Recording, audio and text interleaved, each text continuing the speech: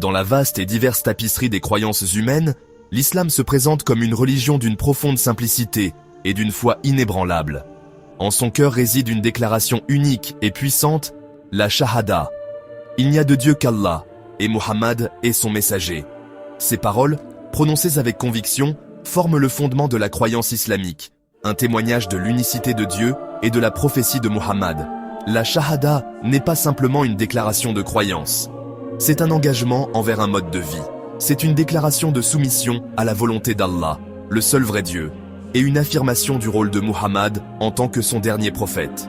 Cette déclaration, prononcée avec sincérité, marque le point d'entrée dans la foi islamique, une renaissance spirituelle qui façonne la vision du monde du croyant et guide ses actions. La simplicité de la shahada cache ses profondes implications. C'est un appel à rejeter toutes les formes d'idolâtrie, à reconnaître la souveraineté d'Allah sur toute la création. C'est une promesse de vivre en accord avec sa volonté divine, telle que révélée par le Coran et les enseignements du prophète Muhammad, paix et salut sur lui. Cette déclaration, murmurée sur les lèvres des nouveau-nés et proclamée avec conviction par les convertis, unit les musulmans à travers le temps et l'espace, un témoignage de la puissance durable de la foi.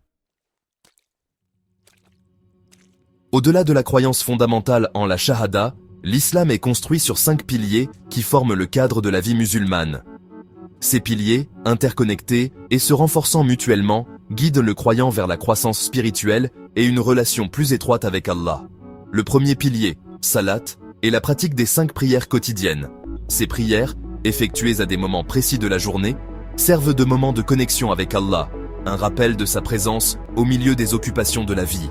Elles offrent un espace de réflexion, de gratitude et de supplication, ancrant le croyant dans la foi et apportant du réconfort dans les moments difficiles. Le deuxième pilier, zakat, souligne l'importance de la charité et de la compassion.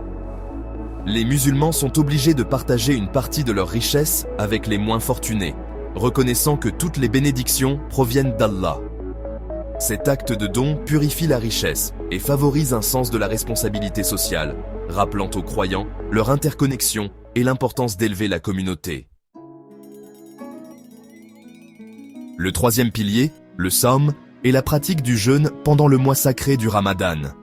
Les musulmans s'abstiennent de manger et de boire de l'aube au crépuscule, une discipline spirituelle qui cultive l'empathie, la patience et la gratitude. Cette période d'introspection et d'autoréflexion intense permet aux croyants de purifier leur cœur, de renforcer leur détermination et de se rapprocher d'Allah. Le quatrième pilier, le Hajj, est le pèlerinage à la Mecque, un voyage entrepris par des millions de musulmans au moins une fois dans leur vie s'ils en sont capables.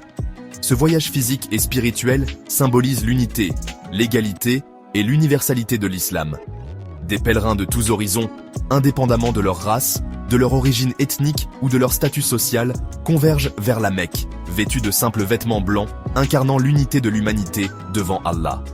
Le cinquième et dernier pilier, le djihad, souvent mal compris, englobe la lutte contre l'injustice et la poursuite de la croissance spirituelle.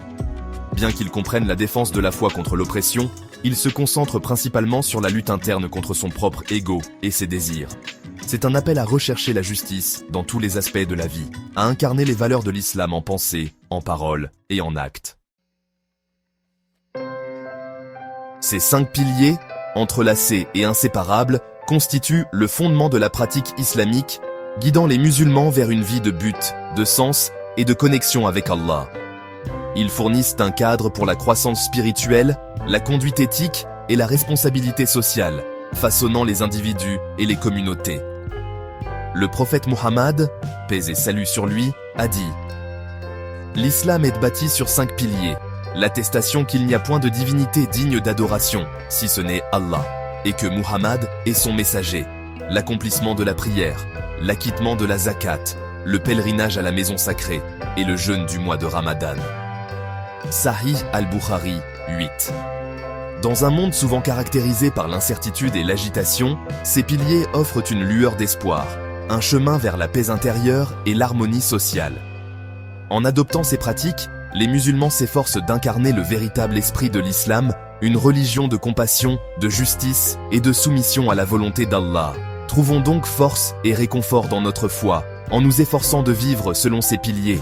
non par obligation, mais par amour et dévotion envers celui qui nous a créés.